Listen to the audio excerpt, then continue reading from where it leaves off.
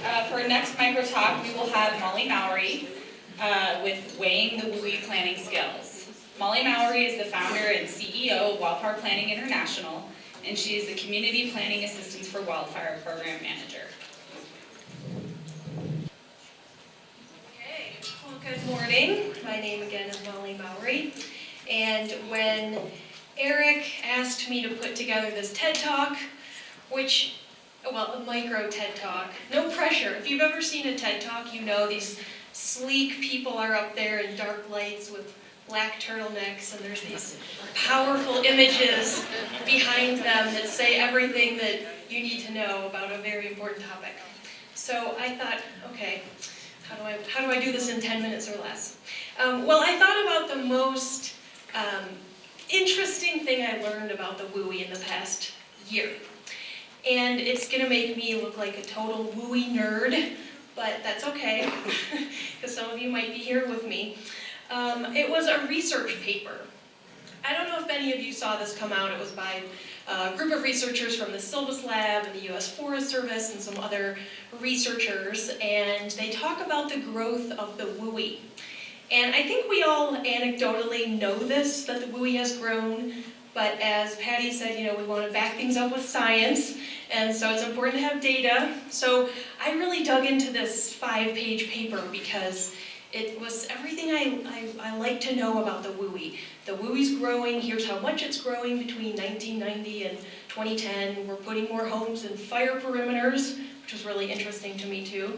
The biggest thing that stood out was that the WUI is the fastest growing land use type in the conterminous United States. And to me, for those of you who know me, I am a land use planner. Is anyone else here a land use planner? Great. So we as land use planners, we have the opportunity to specialize in different things, and my specialty is the WUI. So in some way, this paper seemed to validate my life choice of becoming a WUI planner.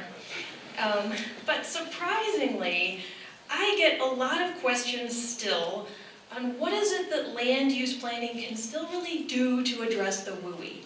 So, people are searching for this information to say, well, what is it that land use planners can contribute to this WUI risk reduction? So in the next 8 minutes or less, I'm going to go through that. So these are some of the topics that I talk about with colleagues when we go to different communities.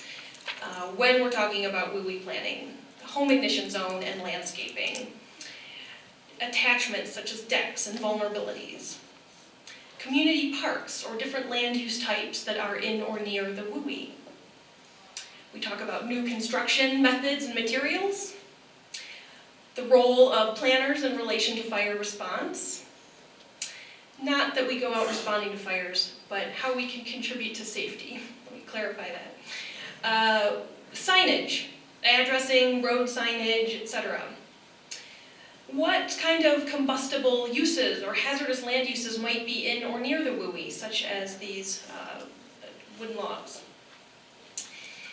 Dead ends, limited evacuation routes. We also talk about existing development in the WUI, business districts that may be affected by a wildfire, new construction or new development in the WUI, water supply for neighborhoods, water supply for communities or other critical infrastructure, and commercial areas or commercial corridors and design guidelines.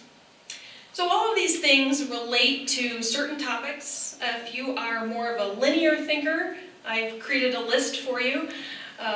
And so I think the real point, though, is there's many different ways that a WUI planner can influence change or talk about different topics.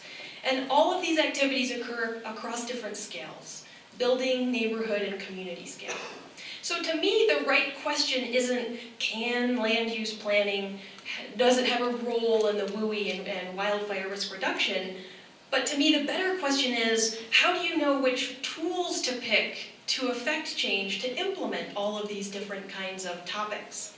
So let me give you a quick example. This is from Pigeon Forge, Tennessee. We went there earlier this year, and these are referred to as cabins, by the way. I would not call them a cabin. You can see why there's a fire problem, a WUI problem there. But when we talked to the local fire department and planners there, we had some really interesting conversations. They don't have really anything on the book, so we talked through what different kind of WUI planning tools could look like.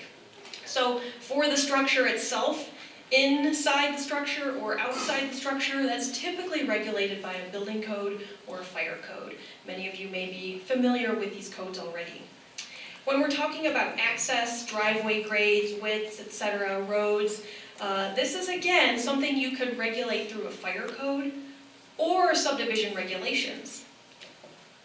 When we're talking about landscaping and setbacks from a slope and vegetation management, again, as a planner, I think about, well, this could be implemented through a zoning code or subdivision regulations. There's a lot of variables here, but the point is that you have different choices. Setbacks between buildings or the density of structures, attachments to the structures. You're looking at, again, a zoning code or subdivision regulations depending on the way that this community regulates itself. And then bigger picture, you're looking at, are these uses appropriate in general? One of the things we talked about there was the fact that these are listed as single-family housing units. I don't think single families live in here. In fact, what they do is they rent them out on a regular basis to hundreds of people at a time. So the zoning code could look at that type of use, or the subdivision regulations could also look at how many units are allowed to be, how many parcels are allowed in this overall development. So we have a lot of choices, and these occur, let me go back. I forgot the granddaddy of the planning tools, the WUI code. Does anyone have a WUI code in place in their community? So you know that the WUI code is overarching, and the WUI code can really pull a lot of these elements together. And these tools can be implemented, with the exception of the building code, across many different scales. So the question becomes now, we know what tools we can use, but how do you select the right one? And this question came up for me because I've been in the process of co-authoring a new publication with the American Planning Association on the WUI and WUI planning. And we had to look at critically which tools should we really tell people about when we're talking and giving advice on WUI planning. And so we thought about this, there's the fire code. Planners don't really implement a fire code, but we certainly need to be aware of what's in a fire code. Building code is excellent for the home ignition zone, but in the parcel itself, or the lot itself, but it has some limitations beyond that with scales. The WUI code is overarching. Not all communities have a WUI code though, especially if they already have subdivision regulations or a zoning code. Those might be the appropriate areas to really affect change. So we thought about this for a while, and we thought, well, when we talk to communities, we often go through what are desired outcomes. Improving response, first responder and public safety is always a key outcome. Decreasing property losses and damage to properties.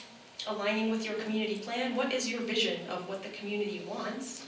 Reducing economic impacts, ensuring that insurance is available, protecting ecological values of sensitive areas, etc. So it leaves us with this final question of which tool do I pick for the right scales? And I'll buy someone a beer today if they get the answer right. 42. Oh man. All of them, who said that? Okay, you in the back. Find me at the dinner reception tonight. So yes, not all communities have all of these in place. When they do, it's a wonderful way to look at synergistically how they fit together. When they don't, you can look at how to leverage the ones that they do have in place. So for example, we work in communities across from California. California has all of these in place. It doesn't mean they always work, but and I'll talk about that today at an afternoon session that's being led by Rob Presley. But other communities, we work in Montana, they're lucky to have a fire code and a building code. Maybe subdivision regulations. So we kind of look at communities where they are, but the key point is that as a planner, working with communities across these different scales with different tools, we look at all of these opportunities. And not only is it what you add to the code, but what you don't want in the code to conflict with other parts of other codes. So for example, with the WUI code, you may fit everything into this, and you don't need to add any development or mitigation standards to your zoning code, but you want to make sure that the zoning code doesn't say, don't remove any trees. Or you want to say, well, how does the zoning code align with the WUI code? So all of these pieces really fit together. This is a really short talk. It's impossible to get into the level of detail that you need to in order to really fully appreciate each of these tools. But the good news is that you can learn more in 6 months. The publication that I mentioned will be available. And what's even better news is you don't have to be a member of the American Planning Association to access this particular publication that's going to be coming out. The Forest Service funded this project, and so it's going to be made freely available. And so you can, in 6 months, look up planning.org and look for the WUI planning report, or you can simply email me and say, Molly, remember that thing you told me about in that mini TED Talk 6 months ago? Just ask me, and I'd be happy to share the link when it becomes available. So hopefully that gives you a quick intro to not just what we can do in the WUI, but how we think about the WUI and WUI planning and different planning tools across different scales. So, thanks.